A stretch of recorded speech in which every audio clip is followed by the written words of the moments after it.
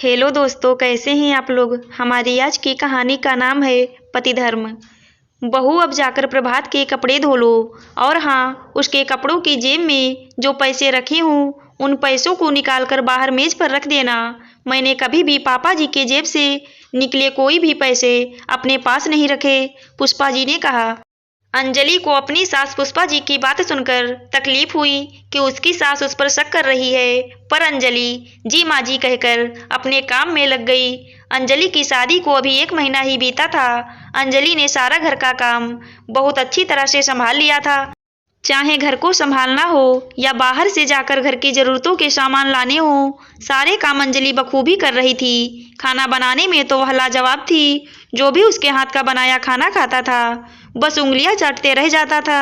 अंजलि का पति प्रभात उसके हर काम की खूब तारीफ करता था। महीने की पहली तारीख थी। प्रभात घर लौटकर आता है और अपनी पत्नी को जेब खर्च के पैसे देने के बाद अंजलि को भी थोड़े से पैसे जेब खर्च के रूप में दे देता है।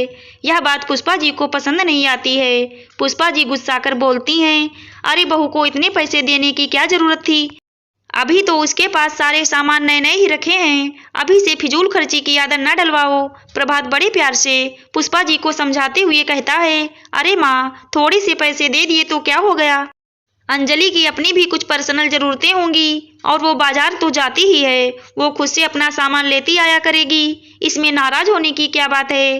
पुष्पा जी और भड़क जाती हैं, पर्सनल जरूरतें, मुझे कभी तुम्हारे पापा ने कोई जेब खर्च नहीं दिया और ये भी 2 दिन हुआ घर में नई नई आई और इनको लुटाने के लिए पैसे दिए जा रहे हैं। अभी आते ही आते सिर पर मत चढ़ाओ, नहीं तो नुकसान तुम्हारा ही होना है।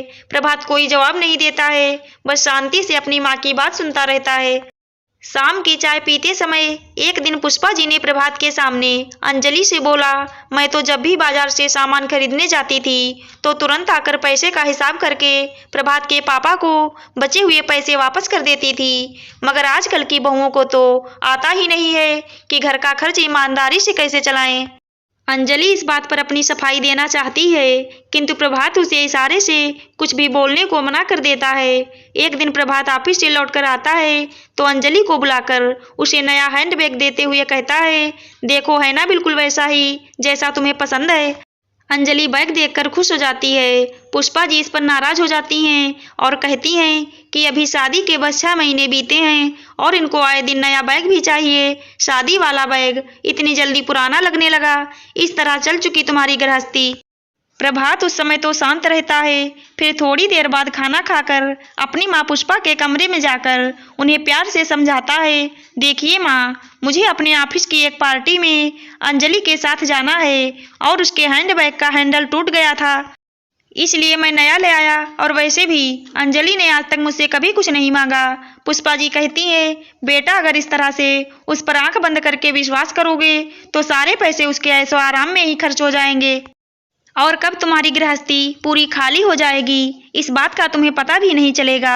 और वैसे भी अब तो तुमने उसे हर महीने पैसे लुटाने के लिए जेब खर्च भी देना शुरू कर दिया है। प्रभात कहता है, हाँ माँ, मैं अंजलि को जेब खर्च के लिए रुपये देता हूँ, क्योंकि मैंने देखा है कि आप अपनी छोटी छोटी ज़रूरतों के लिए पापा पर कैसे आश्रित थी। आपके पास पैसे न होने की वजह से कितनी ही बार सामान पसंद आने पर भी आप वो सामान नहीं ले पाती थी, अपनी इच्छाएं अपने मन में ही दबा लेती थी।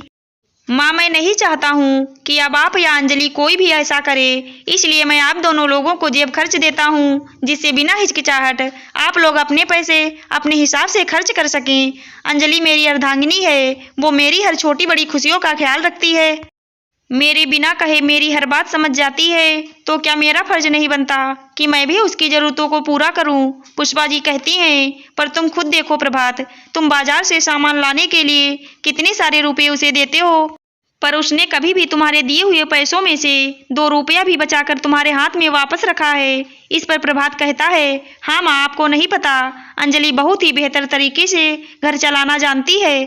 उसने तो अपनी डायरी बना रखी है जिसमें उसने कब कितना खर्च किया है सब नोट कर लेती है और इसी से कब कितना खर्च होगा इसका अंदाजा भी लगा लेती है। प्रभात लाकर वो डायरी पुष्पा जी को दिखाता है।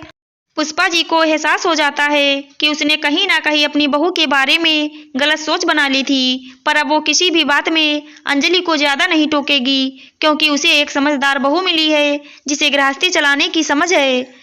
आशा करती हूँ दोस्तों आपको हमारी कहानी ज़रूर अच्छी लगी होगी। धन्यवाद।